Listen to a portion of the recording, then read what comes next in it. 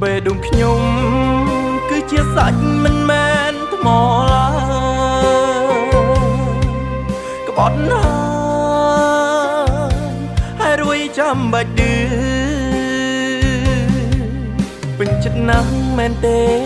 នៅពេលឃើញខ្ញុំឈឺគង់មានថ្ងៃទេណាបើថ្ងៃគេក្បត់អូនម្ដងអូននឹងយល់ទឹកភ្នែកខ្ញុំសុំហូរតែម្ដងនេះទៀតទេហូរលៀងស្នេហ៍ក្បត់គុំឲ្យសល់បើជួបគ្នាថ្ងៃក្រោយយើងជាមនុស្សមិនស្គាល់ស្នេហ៍ដែលបងធ្លាប់បានផ្ដល់